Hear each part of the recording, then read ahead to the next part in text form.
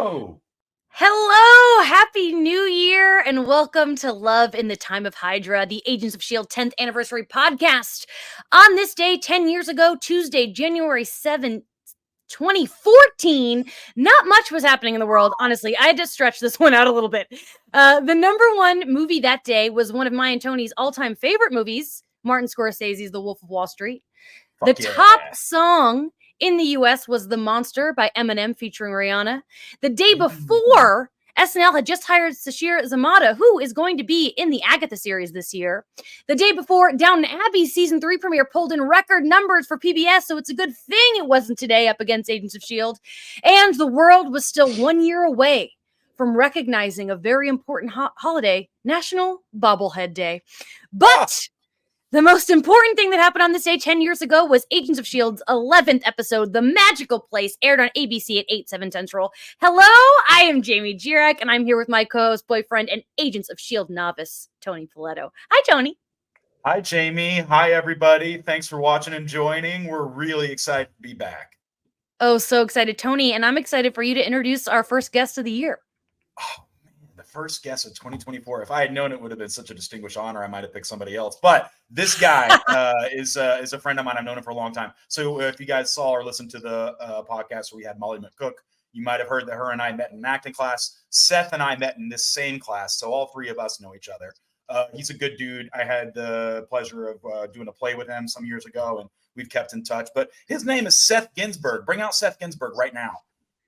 That's hello. Seth Hi. Ginsburg. Seth. Yeah. And I'm going to tell you right so now, much, check out, you're so welcome.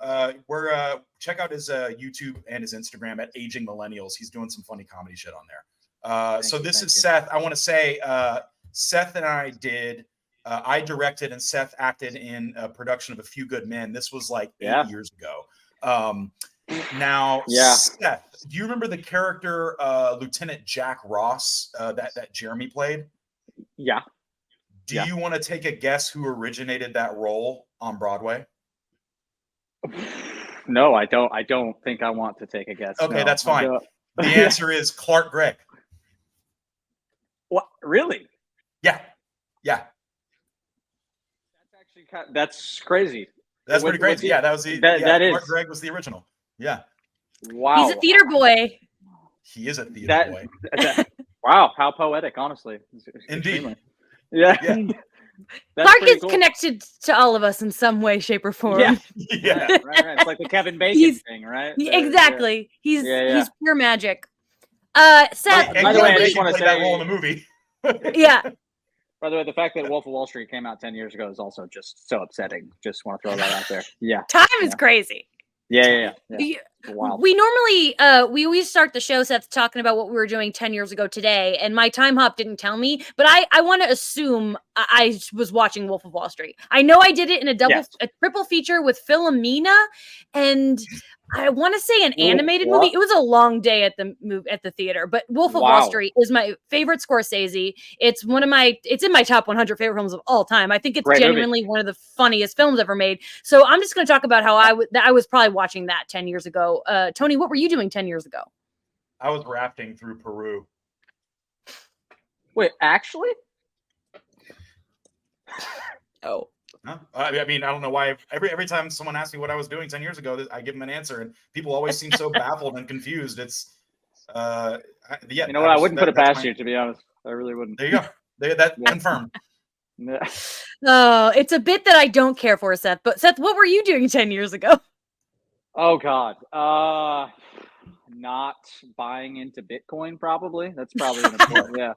Yeah, slick. Yeah, definitely was not doing that. So. I don't know if we have two liars on the show or not. I can't tell. I don't know you well enough. This is fun because this is kind of the first time that we have a guest that I don't really know. I don't know Seth. We met once briefly a while back, and I'm excited to learn a little bit about you today. Absolutely. I'm stoked to be on here. Seriously, thank you guys so much for inviting me. Oh, you're so welcome, buddy. When Tony said he had a friend who liked S.H.I.E.L.D., I was like, well, he's my friend too. I'm just a big Marvel nerd in general, actually. I just love Marvel. Yes. I read comics when I was growing up and stuff like that as a kid. So, like, Marvel stuff it's a big part of me for sure. You're right Love at home, hearing man. that. Yeah. Yes, welcome. Before I want to say hello to everyone in the chat, everyone listening. I do want to point out that Philippe in the chat says that we were discussing if Tony should still be called a novice, and people think that you kind of deserve to be level 1 at this point since you have seen half Oh, 1. So I wow. don't mind bumping you up to a level 1 clearance. I'm a level 1 novice. I think you're level 1 clearance. I think you've Oh shit! That's Well, pretty I cool, think, you dude. know, thanks, Seth. I appreciate that. I think that maybe we could do an Instagram poll, like what my different rankings can be as I go through the, you know, what am I just called level 1 or am I a level 1 novice? Like, does it have a cool name and do I sound better? We will take it. Yeah, take to the chat, figure it out. I do want to shout out everyone who's here watching live because that means you're here instead of watching the Golden Globes. And I don't think you guys really understand what a big deal it is that I'm not watching the Golden Globes right now. When I was in the 7th grade, I had to write an essay about my favorite day of my life, and I was like, I'm 13, my life is boring. Can I make it up? And my teacher was like, sure. And I wrote about winning a Golden Globe for starring in a movie alongside my best friend John Travolta, and I thanked my husband Viggo Mortensen. So not quite how things panned out for me, but that's okay. Tony, There's still time.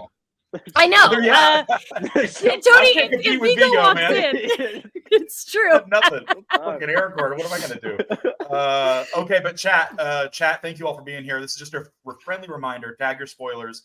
Just write spoiler alert before you discuss anything that happens on the show after the episode we're discussing. Producer Maria Spertolozzi is monitoring the chat, and she will beat you up if you break the rules. Hi, Maria. I will. Hi. Yeah, she will. That's how I start every year, by threatening to beat up wrongdoers. Maria actually started the year by sleeping on our couch because we That's were absolutely Sorry, Maria in got good 2020. toasty for the new year. Yes, she did. Oh, we had fun. So Seth, you mentioned that you sorry. are. Woo! For those who are people only listening, we had a There we fun go. little Hollywood Squares moment, but we're back. So you mentioned that you're a Marvel fan, and I know that you're a fan of Agents of S.H.I.E.L.D. Did you watch all 7 seasons? Have you rewatched it at all? So to be honest, no, I did not watch all 7 seasons. It definitely Okay. fell off. It fell off for me personally, but I think it's just because I was watching other things or something. But I did rewatch up until the point that we are discussing today, just to refresh my memory, because I hadn't watched it since it came out, to be honest. Wow.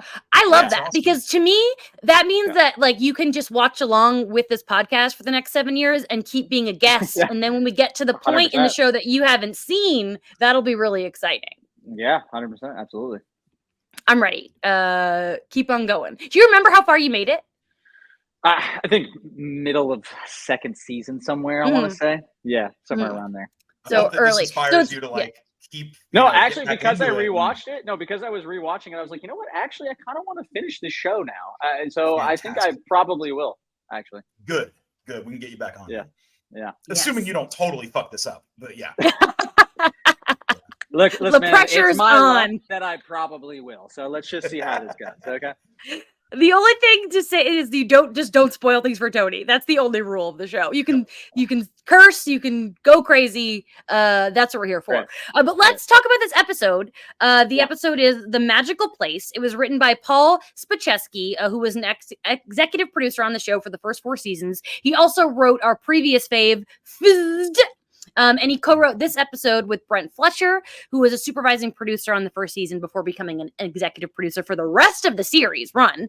Brett previously wrote episode 5, The Girl in the Flower Dress, and wrote at least 1 or 2 episodes every season. As previously mentioned, back in episode 5, he also wrote my favorite episode of season 7 that Tony will finally get to see in the year 2030. Yay! Wow, that's right. So if you do an episode of this a week, it's going to be that long before he sees that episode. That's 7 crazy. years. I know. It's And wild. you'll be like, what, 57 by then? How old? I'll be 57. That's right. 57. Wow, that's crazy. Dude. Wow. Good math. Yeah. Yeah. Almost like Vigo's age. Yeah. So yeah, I'm out if that's acceptable. Yeah. So the Magical Place was written by Kevin Hooks, or I'm sorry, directed by Kevin Hooks, who would go on to direct one episode in season 2 and another in season 5. He has a huge history of directing TV going back to the 80s. His Marvel credits also include an episode of The Punisher.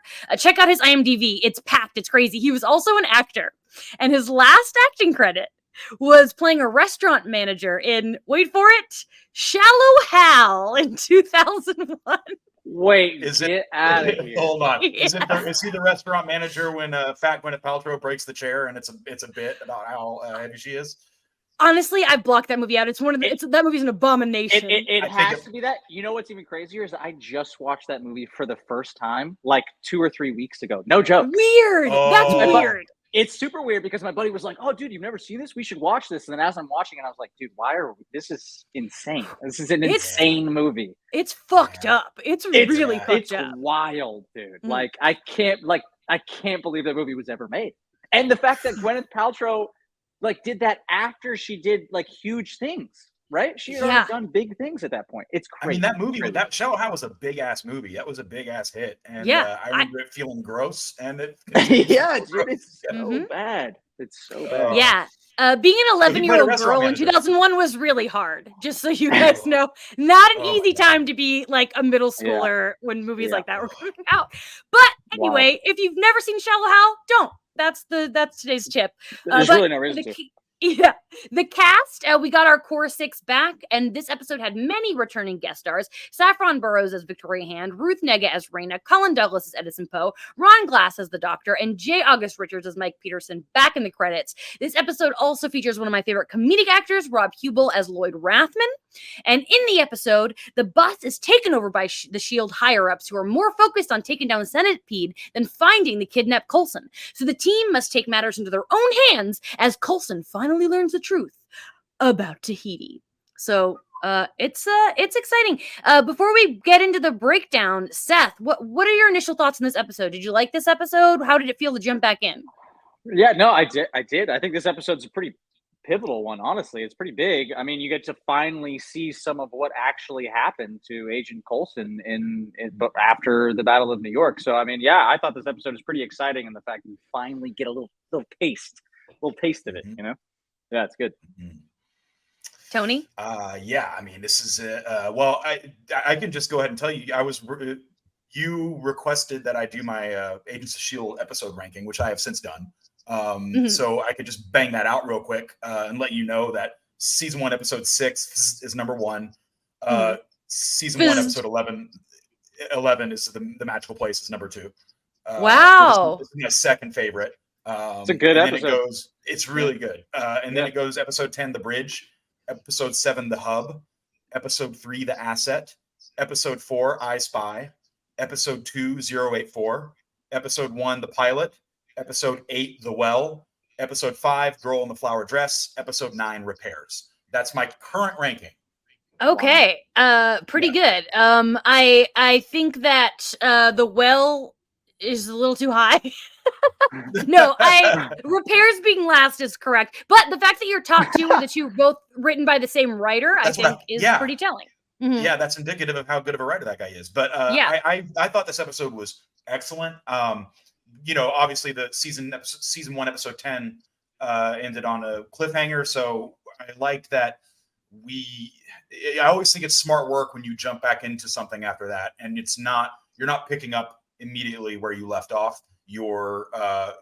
It's more engaging if you start a little bit ahead and the audience has to sort of put together where we are and what's happened. And so there was all of this interesting interplay happening between the characters. I really liked it.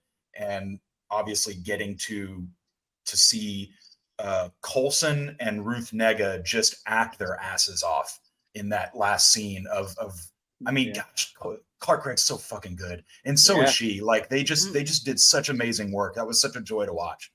Yeah. That's what I was going to say. That's what I love about this episode is their performances, the 2 of them together. Yep. I mean, Ruth Nega, the way her persuasiveness as Raina is just next level. It's crazy. I really like this episode. It's not one of my favorites just because it's not really like on its own, there's not a lot going for it, but that's maybe not true because I really like the Sky stuff. It's just a solid episode. When I think of season 1, it's not like a top one I think about, but it's still great. At this point, we're cooking with gas. There are very few duds in the rest of the season, in my opinion. By the way, the CGI in this episode still holds up. Thank you. Yeah. Thank you. You know I what was mean? going to It's say wild, something. actually. Yeah. When the bus has to change course, it does this really radical, like hits the brakes and like the things pop out. And I was like, this is the best effects I've seen in the show so far. Like the plane just goes, wah, like they it's on spent a some fucking money skateboard. on that. It was crazy. They sure did. Like I like it a lot. For 9 I wrote years that ago, in that's my wild. I wrote it in my notes because Tony made like such a gasp when the bus did like its weird midair turn. Mark Kolpak, we always got to shout out Mark Kolpak, the VFX supervisor. Crushed this show, and eventually did get Emmy nominations. I don't believe for this season though. But okay, breaking down the episode, and this episode, guys, had a commentary, which means this is a chunky one because there's a lot to talk about. Because I listened to the commentary. Tony can't listen to the commentary because they talk about spoilers, so from future episodes. So we have to be careful. So I listened to it on my own. But the episode starts with a deal for the Chitauri goods. This is the first time we actually see Van Chant, who is mentioned in the pilot and in I Spy. We first see Ward, breaking into this guy's flat in Paris. That's the first episode. And then he's the one that Aquila is after in I Spy. And I got to tell you, it doesn't matter that I've seen this 10 times. I forgot who he was when I saw him. I only remembered because Clark Gregg said it in the commentary. So the commentary is Clark Gregg, Chloe Bennett, and Brent Fletcher. Those are the 3 doing the commentary. And Clark knows this show like the back of his hand. It's like it's crazy that he's like, this guy, he's the Aquila episode. I'm like, he knows Aquila's name? That's crazy to me. A one-off character. Like Clark is just he knows the show. He's just so much. The dude is just, he's smart guy. He's very smart and he's considerate. I love the man. I thank you for answering that because I was like, Van Chant. Like, I don't recognize this guy's face, but I'm sure we've met this guy because of the name. So thank you for clarifying it. We've been hearing that name for 3 episodes prior. Yeah, Seth, having just binged it, did you even remember who he was when he showed up? You know what's funny is I had already forgotten who he was by the time she broke into the guy's house and was on his computer and we're like, oh, this is Van Chat's whatever. And I was like, wait, who's Van Chat again? I literally already forgot who he was at that point. I was like, oh yeah, it's the freaking guy. Dude, I don't know. He's just he's the typical guy. Yeah, he's that guy. He's just like the guy who's on the island episode, with Sky. Like the rich dude who's trying to court her. Like that was like, he's not that guy, is he? That's a different guy. That was the vibe I got from him. Just the same guy. Yeah, it's that guy. Very similar. So in the beginning, the SHIELD team busts in. May is all badass. Ward is still hurt. We saw him in the last episode get shot, and they kind of left it open-ended, but they didn't leave us any room to be worried about him. He's back in the field, even though it's only been 36 hours since he got shot. When Simmons is checking his wound in the commentary, Chloe says, you guys need to stop talking because Brett has his shirt off. And then Brent, the writer, says, this is a way to not get notes from ABC. Basically meaning, early on in the show, they were just really banking on Brett Dalton being pretty and being hot. They really leaned into it. Yeah.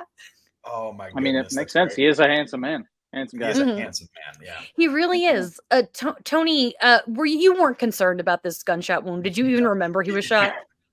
No. You asked me at the end of our season or episode 10 podcast, and I was like, "You're like, oh, Tony, Ward's been shot." I'm like, he's fine. Like they're not. Yeah. And also, can you give Seth the quick story about how I can't be afraid of Ward getting hurt? Yeah, it's so funny because we're going to have to tell this story every episode. Basically, long story short, Seth, I was interviewing Brett Dalton recently, and I asked a SHIELD question, and Tony was in the other room and overheard Brett say that he dies 3 times on the show. So the only spoiler Tony has for the show came from Brett Dalton. He knows Brett Dalton is going to die eventually. Anytime Brett Dalton gets hurt, I'm remarkably unconcerned. He's invincible, basically, dude. Yeah. So anyway, no, I I wasn't worried about it. I was like, but I did like, it's funny. He's doing shit. He's like, ow, my shoulder. And I'm like, well, yeah, it's like you got shot 2 days ago, man. Yeah. Like, that was fun. Well, even when he gets the skin shot in like the second or third episode, when it just grazes him on the side, and then she's like, Right. "Oh my God, were you shot?" He's like, "Don't even worry about it." I'm like, dude, this guy, he just doesn't even care. He didn't even bandage the wound, dude. He annoys the piss out of me. Yeah, when he's sitting on the plane and he's like bleeding out of his side, he's like, fine, drinking whiskey. I'm like, I'm good. You're dumb. All right. Yeah. Felipe in the chat is mad that we just spoiled Ward dying for Seth, but once Tony gets spoiled, it's everybody gets spoiled. He's got plot armor anyway. There's no way he dies. He's got plot armor. Come on. Hashtag protect Seth is now trending with hashtag protect Tony. Get it trending on Twitter. Well, let's go. X, yes. So Victoria Hand is back. She's taken over the bus, trying to bring down Centipede, but it's only been 36 hours. So the team is like, we got to get our boy Coulson. And I like that the core team is really working together seamlessly. Fitz is giving orders. Everyone is in sync. You'd think a month had passed the way that they're all, in it. Yeah. What are your thoughts on this? I did think that it was more than 36 hours. That's for sure. But I was feel that way. Yeah. It was. Yeah, I was heartened to see that they were being a well-oiled machine, but also doing new stuff. They had the cute thing where they're using the 7 dwarves as like an attack, as attack drones, or sort of at least to sort of push the guy in the right direction. So they're working their asses off. I'm happy to see it. Yeah. I will say one of my favorite things the show constantly does throughout, and it's happened a few times since my rewatching, is the classic shot when all 5 of them are just standing in a line, like ready to go. You know what I'm saying? Yeah. And it happened in this episode as well. And it was like, God, every time you got to have that shot, dude. And it just, it makes me smile. It really does. Yeah. Yeah. They got to get those ABC promos, which I just realized I haven't been sharing the TV promos on Instagram. I've been forgetting. I got to get back into that because those are really fun. You can pretty much find Seth every commercial from ABC for every episode on YouTube, and they're really fun to watch because they're so network TV. So network, yeah, I'm sure. Yeah. I'm sure. So Sky is still leashed with her little tech thing, and Hand asks May if Sky will be useful on the plane, and May says nope. And it's funny, Chloe says in the commentary that when she read that in the script, she was so shocked because it really is like a cold delivery. But of course, we eventually learn that May is just smart and one step ahead of everybody. Tony, did you see that coming, or did you think May was just being a bitch? I wrote down May is a meanie pants. Which I really, really meant at the time. Because I know that. Thank you. I know that she, is kind of, May is hampered with this whole thing of like, May, will you help me find my mom and dad? And May's like, fuck off. Like, I get that she's just kind of fed up with her, but I thought that was especially brutal. So I was relieved to learn that it was just May being tactical and letting and letting Sky do her business. Which, by the way, best Sky business we've had in the whole show so far. Like, I'm so proud of her. She hustled. Yeah. She's so good. All of my Sky reservations that I came in with, I think, are completely gone now. I love that. I'm really just a fan. Yeah. I think Ward's still kind of a tit, even though I don't like hate him. But I am like, I'm in Sky is cool. Sky is cool. If Agents of S.H.I.E.L.D. superfans Jackie and Sari are listening, they're going to be very happy to learn that you came around on Sky. They were pretty sad about that. She is pretty dope. Seth, I will say yeah, Seth, pretty dope. Of the core 6, do you have a favorite? My favorite. I mean, it would be lame of me to say Coulson, I guess, but no, that's fair. I mean, it's like he's just such the fucking man, He really is just the fucking man. No, it would either be him or honestly Fitzsimmons as a unit, as just a one unit, They're pretty great. I do respect. Love them. Yeah. So Ward and Fitzsimmons devised this plan for Sky to go rogue and start digging, and they have this cute scene where they give her like a little lunchbox package, and Chloe said that scene was really hard to get through without laughing because everyone's being kind of seriously silly. But Sky can't do much with this thing that she devised. So she devises a plan to use the director of wealth management for a firm that has offshore accounts that Sky is trying to connect to Centipede, which is so ridiculous. It's so ridiculous. Like, I really had to write that down and like really read it to remember. But I liked it because that kind of thing, like normally that would just be like an exposition dump that like Commander Hand would say of like, well, we routed his this and that to assert the this and that, and in order to determine this. But like what I loved about it in this show, in this episode, was like we were feet on the ground every step into that process, and it was actually got to experience. But it also kind of all that. happened so fast though. At the same time, like she just sees him in the magazine, and then she's like, "Oh, that's my way in right there," and then goes and finds. The conception of the idea does definitely happen fast, but the execution of the idea, I like that we get to see all the steps. That's what I mean. Yeah. I like that she sees the jacket in the store window, and that's like, oh, I'm gonna be May. That's great. And her pretending to be May is so much fun. That threw me through a loop. I did not expect her to do that at all, to be honest. That was crazy. Yeah. Her seeing the jacket, I was like, okay, what, she's gonna, get a cool jacket, she's gonna use it, and then cut to her carrying the shopping bag, doing like, dumb white girl gabbing on the phone as like her cover for stealing the SUV. And I was like, wait, did she buy a jacket just so she could get a shopping bag prop in order to play this character? But then like, okay, no, that's going to be her like Agent May jacket. I'm going to say Sky pretending to be May is hot, and I'm into it. Yeah. It's really hot. I don't like disagree with that. Yeah. It's like Chloe Bennett is hot, to be honest. Yeah, Chloe Bennett is hot. And she's like, and so is Ming-Na Wen. So it's, yeah, for sure. Yes, she's like, I'm going to be a tough woman. How do I be like May? And I'm like, that's cute. I like it.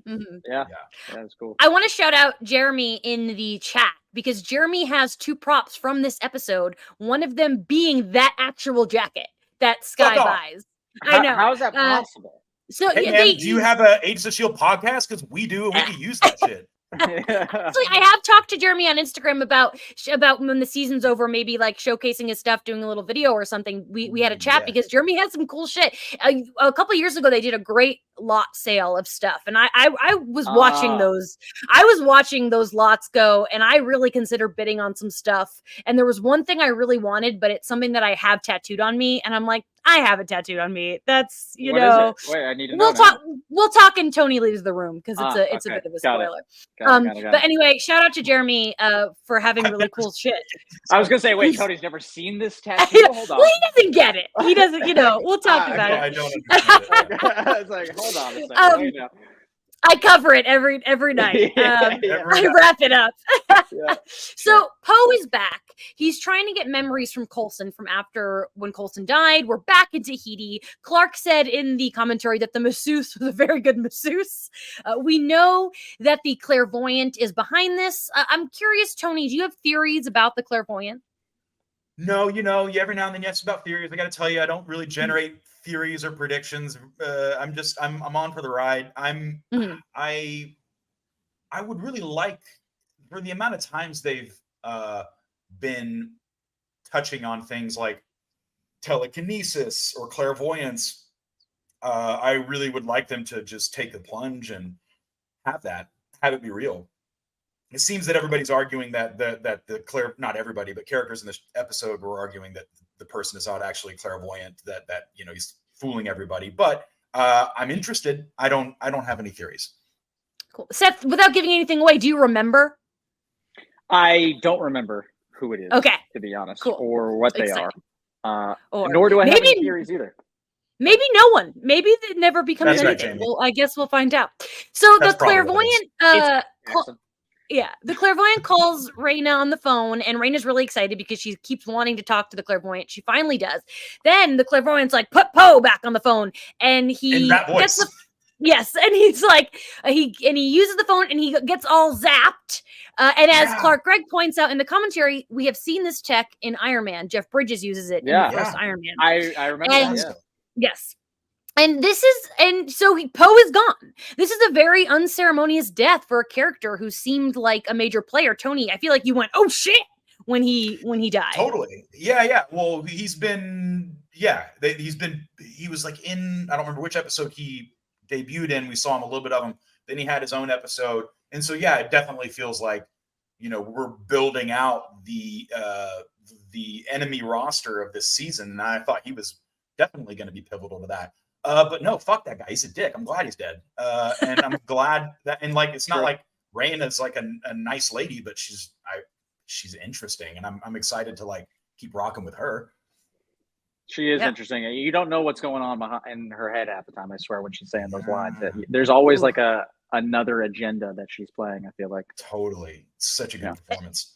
It is an Emmy-worthy performance. I mean, this is why Ruth is good. an Oscar nominee. I mean, this woman's going to have an Oscar in our lifetime for sure. I have no doubt about it. Yeah. So we're back on the plane when they're interrogating Van Chant. Fitzsimmons does their little Rochambeau, which is adorable. Ward uses that tactic of blowing open the side of the plane, which happened this week to an Alaska Airlines flight. I know. Very relevant. Yeah. I've never heard Rochambeau in my life. Why is that? Really? They just played rock, paper, scissors, You've actually right? never heard that? I think it's not an American thing to call it Rochambeau. It's like I think it's like an overseas thing, right? But it's rock, paper, scissors. I think right? so. Yeah, it's just another name for rock, paper, scissors, but I believe because they are not of American soil, that's what they call it. They don't have rock, paper, or scissors in England. Yeah, they don't use those over there. No, or Scotland. Okay. Mm-hmm. Okay, understood. No. I thought that it was really fucked up that the interrogation room has the capacity to just open up and suck out whoever the fuck is in there. Dude, Seth, you know what I mean? not only that, it's also even more fucked up that Ward just somehow knew the guy was going to hang on enough to not die. Like, kind of crazy. That's hardcore. Dude. It's like, this is our interrogation room and waste disposal. I was like, holy shit, that's brutal. That was dark. Was he not attached to something? No, he's just hanging on to the table. Yes. It's wild. Yeah. He could have easily died there. Strapped himself in, and he was like, good luck, motherfucker. And just, wild. Wow. I somehow I don't know. I guess I'm just so used to like, oh, it'll work out. They know what they're doing. He's not going to fly out of the plane and die. He didn't. Great. He didn't because he's an agent, I guess. But other than that, I mean, anybody else would have died there, 100%. You're probably right. Okay, before we continue talking about the episode, I think it is time to take our little mini break. So if you need to go to the bathroom, refresh your drink, go do that real quick. We'll be right back.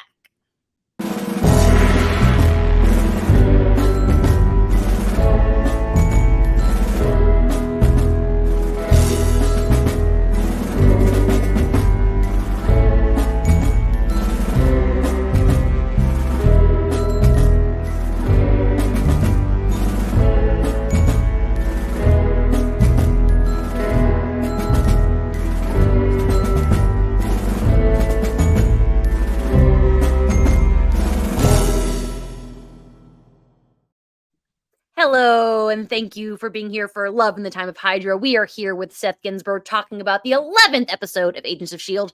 Before we keep talking, I just want to once again shout out the people who were in the live chat who are here instead of watching the Golden Globes. We have Talking Leaves, who said that they were in the middle of their 5th rewatch when they discovered our podcast. That's awesome. We've got Susie in the chat saying that I believe this is the first time joining. So we love to see it. The chat is really popping today, and that makes me so happy because I was really sad about missing the Globes, and you're making it worth my while, and I appreciate that. Yeah, cool, man. That's awesome. Yeah. So, all right. So now that Poe is out of the way, he got electrocuted with a phone. Raina is using her powers of persuasion on Coulson, and it's working. You know, they talk a lot about how great Ruth is in the commentary. No surprise, duh. She's amazing, as we just discussed. But you know, it's funny. They said that on set, it was a joke that Ruth and Marissa Tancherone, the showrunner, look alike, and they would joke about it on set. And I don't know, Seth, if you know what Mo looks like, but I don't see it at all. I do not see. They have curly hair, and they're both beautiful women, but I don't really see it. And I am going to do a poll on Instagram because I want to see if other people agree with this. We're going to do that this week because I was really surprised by that. Aside from the hair and the beauty, I don't really see it. But I totally see it. You see it? Did you just look it up? Okay. I looked up. I see, and it's not like, I mean, they must have just had the same haircut because it's not like, whoa, you guys look the same. It's not that at all, but I do see a likeness for sure. All right, and maybe in person it's more so because sometimes that happens versus, you know, pictures. And I've met Marissa, but I've never met Ruth, so Raina is persuading Coulson to comply. And as Clark says in the commentary, he's a company man, but Rain is making some good points. He wants to know what happened to him. And so, yes, it really is great. And eventually he does get in the machine and he starts to give in and really figure it out. And we get this kind of flashback of what's going on. And they straight up show his brain with all these needles in there. It's genuinely scary. He's begging to die.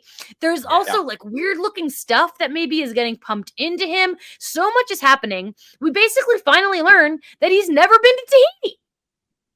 Well, I knew that. I mean, well, I know, but it's confirmed. Obviously, you're not stupid, but yeah.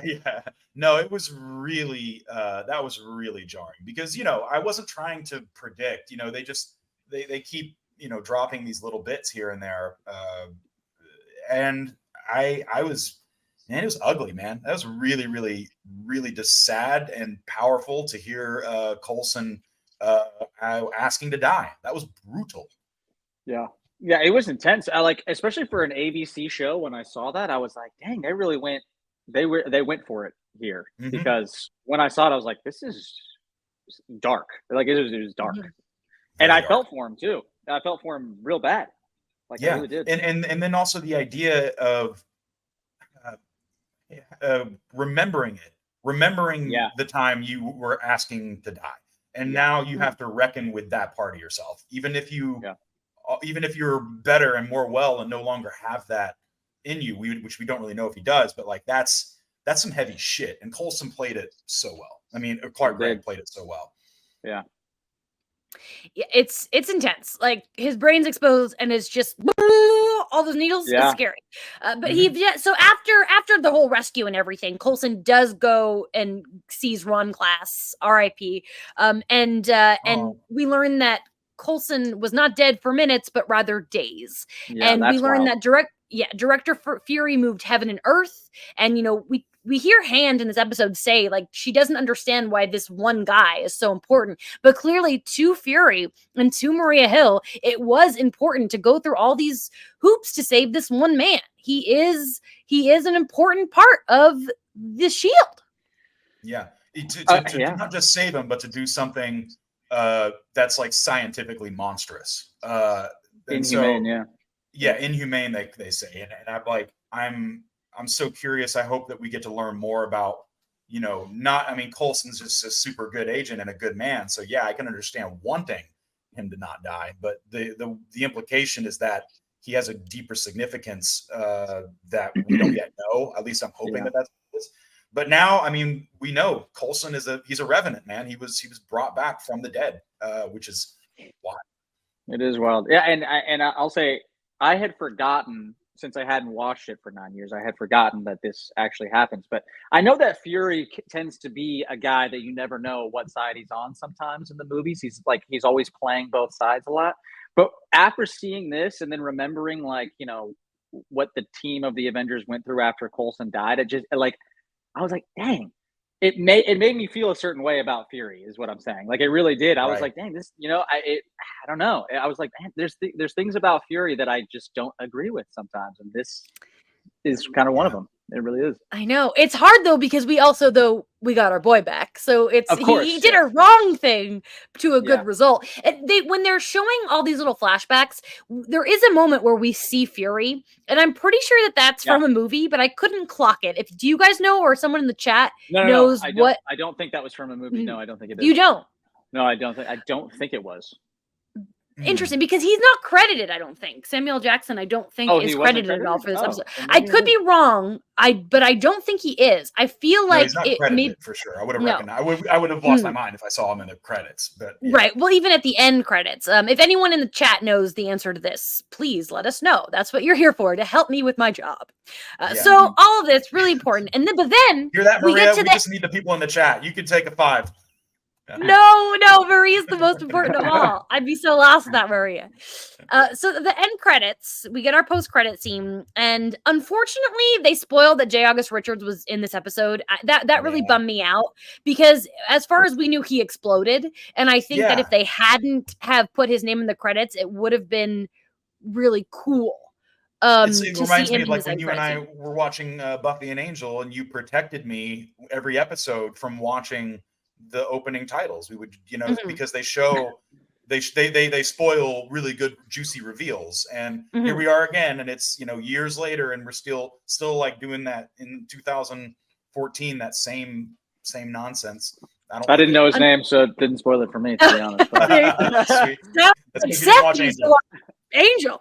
That I will admit, like as much as I know this show very well, but I don't know it as well as Buffy and Angel in the terms that like I all I need to do is see a title episode of Angel or Buffy and I can help. I didn't remember that Jay August was in this episode because he's only in the post-credit scene. So hopefully in the future I can protect you. #protect Tony. But the point is, we know Mike's alive, but goodness gracious, he's not doing well. He's missing a leg. He's got the centipede eye doohickey. This man cannot catch a break. yeah. But that's exactly what J. August Richards does. That's the whole all of Angel is J. August Richards getting the utter shit kicked out of him, not catching a break. He's right in his zone. This is where J. August thrives. He's in the pocket. Cool little character arc that he's got though in this show, though, I will say. Oh yeah, 3 episodes, character. amazing character arc. Yeah. Yeah. Coming from like the first episode to now, it really is cool to see. Absolutely. Yeah. By the way, so many foreshadowing things from the first episode that literally tie into just this episode too, which is actually interesting. You know what I'm saying? Like the doctor, for instance, was in the first episode when he said, he doesn't know about Tahiti or whatever. And then you get him in this episode. It's great, actually. Oh, he's in there. Yeah. Yeah. In the very first episode. Yeah. Neat. Ron Glass. Well, eventually we'll get Tony to watch Firefly, and then he'll get some really good Ron Glass in his eyeballs. But it's it really, it's whenever people say that the first season isn't good or it's all just one-offs, I'm like, but that's just not true. It really does connect pretty early on, and that's all I'm gonna say about that. I had this argument literally like once a week with somebody. I mean, it is very procedural for sure. The first season is, but yeah. But not as much as I think people think it is, because like you couldn't watch this episode and know what's going on without. If I'm comparing the first season of this to the first season of Buffy or Angel, this becomes a cohesive, connected show quicker than both of those. Within like 3 or 4 episodes, I'm like, oh man, this is all wrapping up and tying in, and we're on the path to long story arcs. So I mean, I agree that it gets a bad rap. Buffy does not become Buffy until season 2, episode 11. I love everything that's before it, but that's how long it takes to become like an arced show.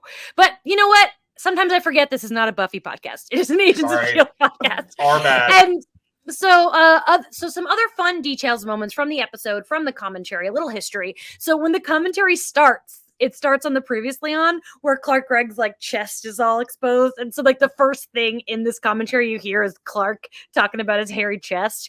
And I don't want to tell this story today, but have I shared the Zaddy Clark Gregg story on the podcast before? God, please do tell. Go on. I mean, I guess haven't. Don't go on. Yeah. I guess okay, well maybe now I teased it. Maybe I should just tell you.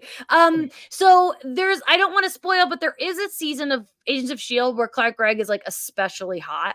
And I was tweeting a lot about how he was a zaddy. And Clark Gregg follows me. And there was one group interview and there was one group interview that the cast did that season, and Clark Gregg says in the interviews, he goes, well, I learned what a zaddy was. Apparently I'm a zaddy this season. I was like, that was me. I informed Clark Gregg about his zaddy status, and I'm real proud of that. Wow. I don't know what he'd do without you. Yeah, yes. Honestly, he lives a better life now. He really does. Yes, you're welcome. Shout out to Snowbat in the comments. I know a season 6 fan right there.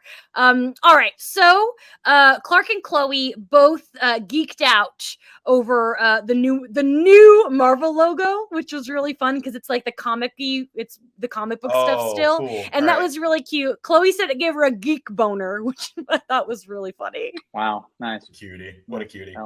Mm-hmm.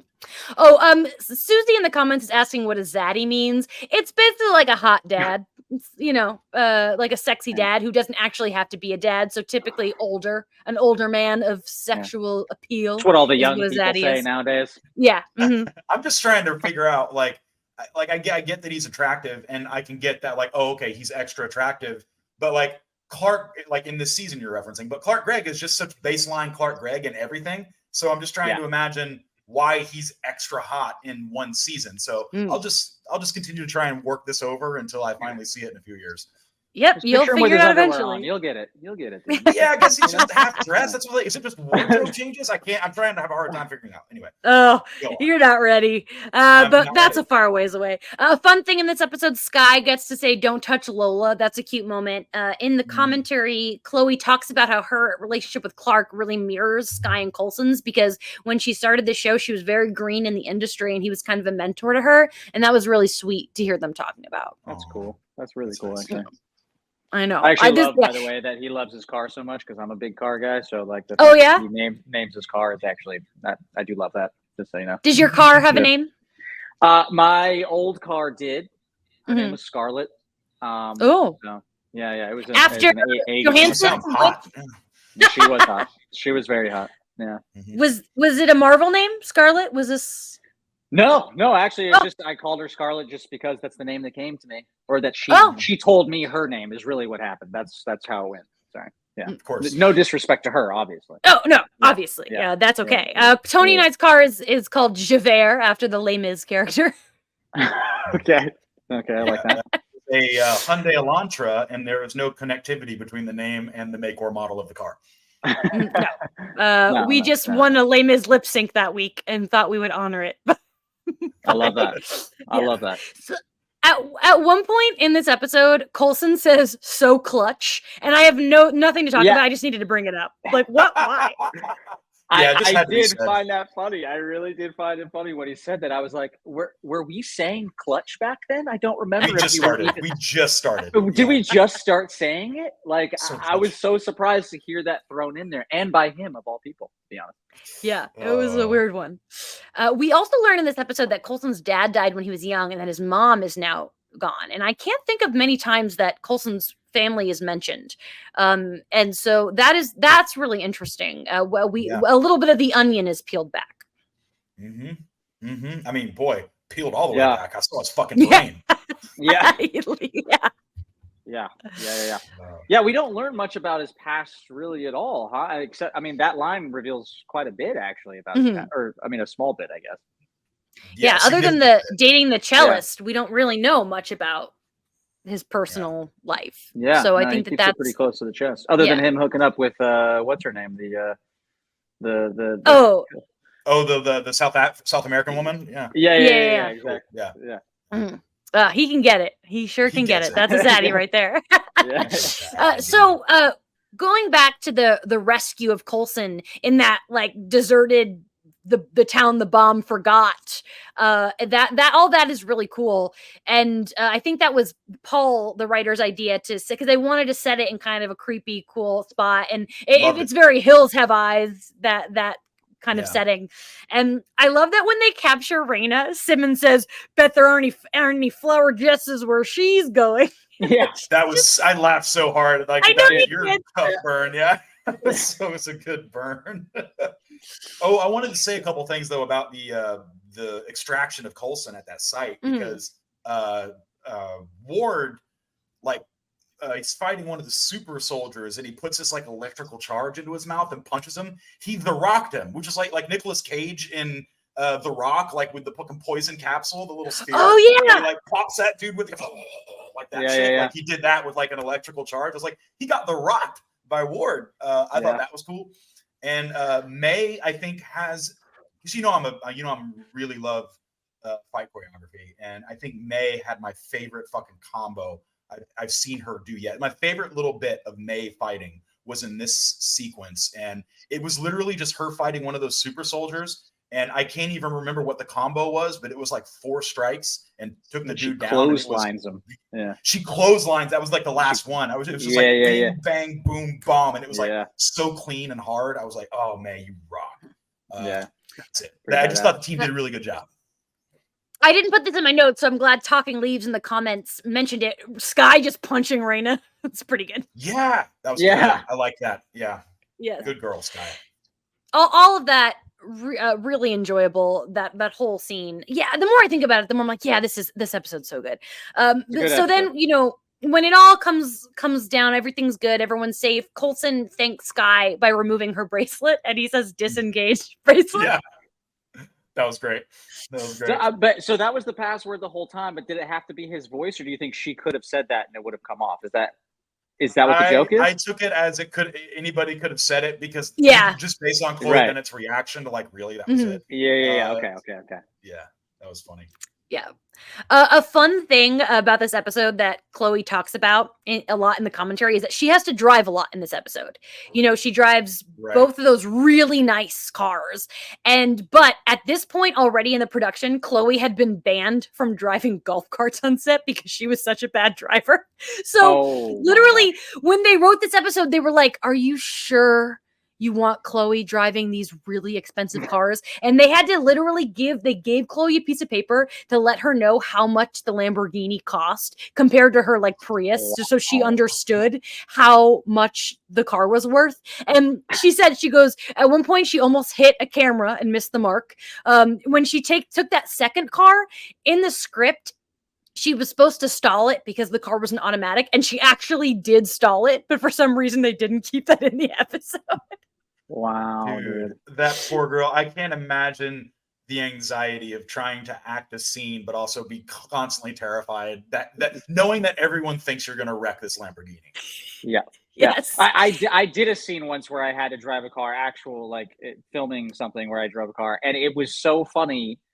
The fact that I've driven a car for years, but then when they were putting a camera on me and I had to drive a car, I was so scared that I was going to do literally anything wrong, dude. And all I had to do was drive like 5 feet, and I was still scared. Yeah. I have not driven a car in at least 12 years, so I can't even imagine. Like, I would have a whole panic attack. One funny thing, obviously, though, she isn't the one who crashed the car. That was a stunt person. They did, they did joke about that in the commentary. Yeah. But what's funny is when she crashes the car and then she's kind of really pleased with herself and talking to the roadside assistants, both Clark and Chloe in the commentary are like, "You're being really sexual." Like, and it's true when you go back and watch that scene, the way she like reacts, it kind of comes off as sexual, not on purpose. Oh my God, she's like, she gets off on crashing cars. That's great, Chloe Bennett. Good for you. Yes. Another fun little thing. So Rob Hubel plays the wealth dumb guy, and he's funny. It's funny. The last time that I fully binged all of S.H.I.E.L.D. was in 2020, leading up to season 7. That was the last time I did the whole thing from start to finish, and it was during lockdown. It was when we were like we had nothing going on, so I was crushing through this rewatch, and I really enjoy Rob Hubel. And there's that picture of him, like the Warhol. He has like a Warhol of himself, Warhol knockoff. So I was Instagram storying something from every episode, because what the fuck else were we doing then, right? Like, I was just shielding on Instagram, and I tagged him and I said, "I really hope they let Rob Hubel keep that painting." And he responded and he goes, "Ha, nope." I'm like, why wouldn't you give that to him? What are you gonna do with that picture of Rob Hubel's 4 faces? That's so cool that he responded, though. That's cool. Yeah, that's cool. Yeah, nobody's auctioning that off. Give it to them. No. Although I would hang totally that on my wall for sure. I would. Absolutely. I never forget what I just said then. Yeah, it would go right here. Literally buying. right here. Awesome. By the way, he plays that guy in a lot of things that he does, and he's always just so great at playing that freaking guy. Like, he's always is. Yeah, I love it. I think he's funny as hell. Yeah, he's great. Another fun Rob Hubel story. I didn't live in LA yet, but I was visiting LA. But when I saw Black Panther in theaters, I was visiting LA, and Rob Hubel was in the same theater as I was. Seeing Black Panther, but the electricity went out in the theater, and some of us waited 30 minutes for the movie to restart, but Rob did not. He left. So I don't know if Rob Hubel's ever seen the second half of Black Panther. Oh, damn. Wow. What an interesting fact. That's pretty funny. Let's Instagram him that. Let's ask him. Yeah. Tweet it, Jamie. Yeah. Oh, yeah. Should have had him on the show. Should have. Moving on, another good story that Chloe told in the in the commentary is that she at one point had to go to the Apple Genius Bar because she couldn't figure out her iTunes, and they were all laughing. And she's like, why are you laughing? And they're like, you play a hacker on TV and you can't even figure out your iTunes. Wow. That's really great. funny. That's really funny, actually. Yeah, she got real burned by the Genius Bar people. Yeah, who have no business burning anyone, but that's hilarious. By the way, even just a throwback of trying to figure out your iTunes, amazing right there. That's 10 years ago. What a throwback that is. Right Those there. are Wolf of Wall Street days back then. Yeah. That's crazy, dude. One thing that Clark says in the commentary is that one of the mannequins was a milkman. And apparently, he said that there was a bunch of theories going around Twitter about this milkman mannequin. And I don't know if he was joking or if he was being serious, but if anybody in the chat knows what the heck he was talking about, I tried to Google like Agents of S.H.I.E.L.D. milkman theories and nothing came up. So if anybody knows what that's about. Very famous and beloved Marvel villain, the Milkman. Is that what that sounds like a DC villain. Yeah, that actually does. Yeah. One final thing in the commentary that was really cute when the end credits were rolling and everybody's names were going, they called everyone in the credits their family, and that was really cute. Aww. Yeah. See, I know. like that. Working with them, that's just sweet. Nice. They're so sweet. They probably did become very close over those seasons, I'm sure. I mean, 7 years, damn. Genuinely a cast that loves each other. I've seen it. It's really sweet. Yeah, that's awesome. And a couple other facts. The filming occurred from November 7th to November 18th, 2013. So this was filmed before the new year, which makes sense.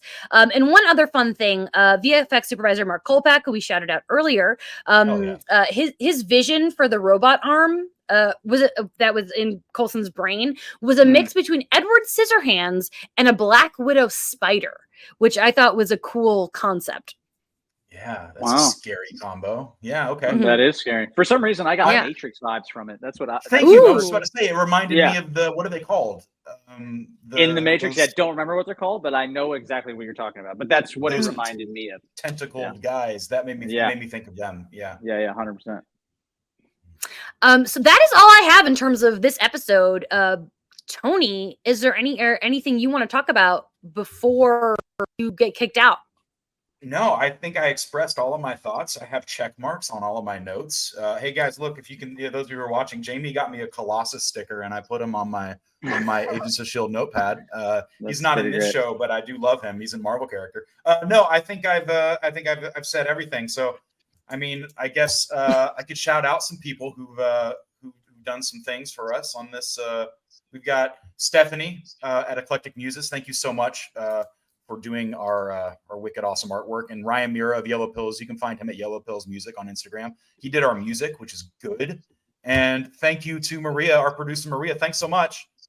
You're welcome. I was a little rusty. I'll be better next week. It's been... You're doing great. still hungover. It's fine. Yeah. I love that. Before Tony leaves... Oh, yeah. Go ahead, Jamie. I just want to ask real quick, Tony, what is your favorite Marvel character? I would love to actually know that. Can I ask that? Like MCU? Yeah. Just in general, I would love to know. So, you mean like in the movies or in the comics abroad? I'll take, sure. Okay, so in the movies, it is Vision. He's my favorite, and that's been represented in the Vision's films. a solid choice. I like that. After that, just kind of, I think, favorite Marvel character, Silver Surfer. Oh, interesting. Okay. Yeah, those are my dudes. Nice. Loki's always been one of my favorites personally. Yeah. That's a great choice. Yeah. It's cute that Tony's his Vision, since mine's Scarlet Witch. Scarlet Witch. That's cute, guys. That's real cute. Yeah. What can I say? Jamie has a Loki tattoo. You have to see it. I do. I have a Loki tattoo and a Scarlet Witch tattoo. I've always said if I was going to play any character in the MCU, I would want it to be Loki. That's who I would want to play, is that character. You are a scamp. You are a scamp, Seth. So I think you could do it. I'm telling you, I could be that devious guy, dude. I could. Yeah, man. Yeah. One day, the reboot will happen. Yeah. The younger version of Loki, maybe. Who knows? I don't know. Yeah. I'm ready.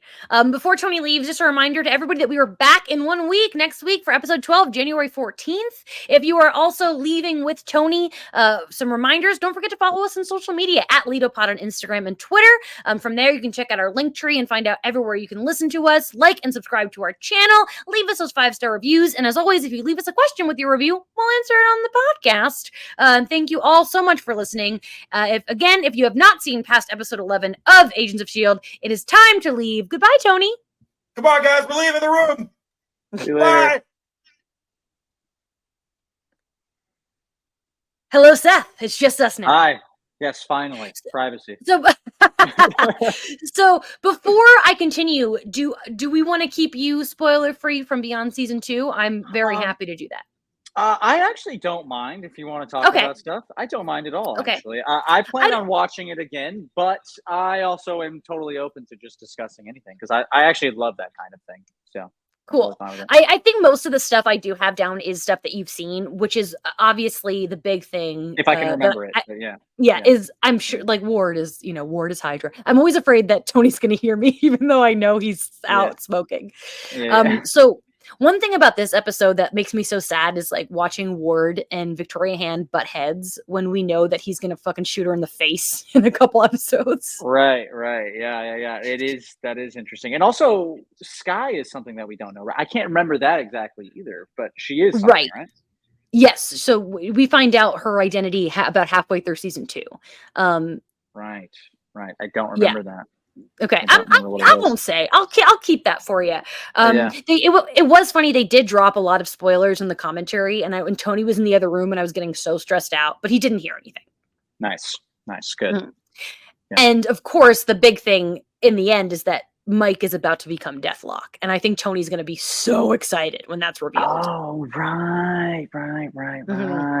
That makes so much sense. Because I was like, man, this guy keeps coming back. I mean, this guy scored the role of a lifetime here. Man. Yeah, he really did, and that makes sense. Okay, that's pretty awesome, actually. Yeah, he's got some cool stuff going down. And then only 92 days until episode 17. That's like how long we're trying to protect Tony. That's when the Winter Soldier tie-in comes in, and we find out who is Hydra. Right. Dang. How many days you said? 92. We have 92 to go. That is insane. That's actually insane. It's really it's stressing me out. But these came out a week apart originally too, right? Yeah. So every episode we do is on the 10th anniversary of when the episode like actual. I wanted to say this earlier because Tony brought up Tony brought up The Rock. Today is 60th birthday of my man Nick Cage. So 10 years ago today was his 50th. I should have put that in the opening. Dang, Nick Cage, dude. Love Nick Cage. I know, he's my boy. I still haven't seen the Dream movie, Dream Scenario. I still want to see that. It's pretty good. It actually cracked my Cage top 20, which is... Oh, really? Love that. Love that. Mm-hmm. Gotta watch it. Yeah, it's a good one. So you asked and somebody in the comments asked about my Agents of S.H.I.E.L.D. tattoo, but it is from season 6. So you would not know. But for those listening, it is from Fear and Loathing on Planet Kitson, where Daisy and Gemma get really high on space drugs. Hell yeah. Yeah. That's I will We've all been there on Twitter. Haven't we? We've all been there. Yes. Seth, before we go, is there anything Shieldy that you want to mention or anything you want to plug? No, the only thing I want to ask is so they never mention Coulson ever coming back in the movies after he dies, right? I can't remember if that ever happened. Correct. And that's a big thing of whether or not, like, the whole thing is, does Agents of S.H.I.E.L.D. take place in the Sacred Timeline? And we kind of know because of season 5, it can't, because maybe it branches off then. That's a big discussion we often have.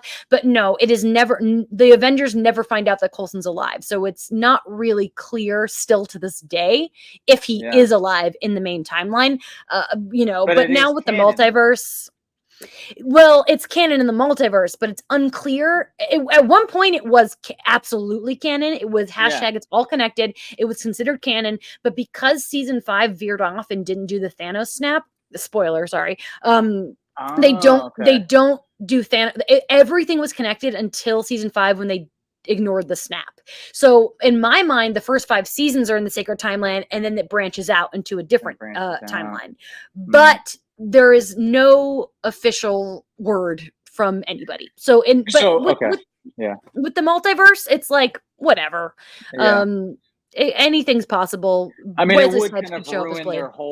the whole thing that happened with the team if they knew that Coulson was still alive, I guess. So I guess they could never really say that, I guess, technically, but yeah, but we're so far away from it too that, like, it's not, I think that eventually we'll get an answer. Susie in the chat is asking if Tony is caught up on MCU, and yes, he's seen all the movies, he's in all the shows, Disney Plus shows, he's seen everything, and he's never really thought about Winter Soldier in terms of connecting to the show. He's got to know that. Which, by the way, I think is my number 1 MCU movie. Is that one? Me too. So. It's me too. The only thing that beats it for me is WandaVision, and that's not a movie. So I agree. It's my favorite movie. Great show though. Absolutely great show. I think it's like between Winter Soldier and Endgame, or actually Infinity War is probably my number 2. So all great choices. They're so good. It's a question that we have been pondering upon for years now, whether or not it's official. And again, eventually, I feel like Secret Wars might answer all of our questions. We'll see. Let's hope that's what happens. When Seth, where can the people find you on social media? My Instagram is just at Seth Ginsberg, just all one word, but it's Ginsberg. But the real one you should go check out is our sketch comedy page that I have with my 2 buddies. We make sketch comedy, 30-year-old related sketch comedy. We're called the Aging Millennials. It's just aging_millennials on Instagram, and then on YouTube it's just Aging Millennials. A lot of funny over 30 content there if you guys are interested in that at all. So yeah. Well, as an over 30 myself, I look forward to checking it out. There's some funny stuff on there for sure. So awesome. Everybody keep that in mind. Check it out. Thank you everybody for listening, especially to the chat. The chat today was really popping, and I really appreciate that. Thanks to everyone who is listening later on the podcast platforms or watching on YouTube. We love you. Join us next week, January 14th, for episode 12, Seeds. We're heading to Shield Academy, everybody. We'll be live on YouTube and Twitch once again at 5 p.m. Pacific time. And if you can't make the live stream, check us out later. Happy New Year, everybody. Goodbye. Thank you again.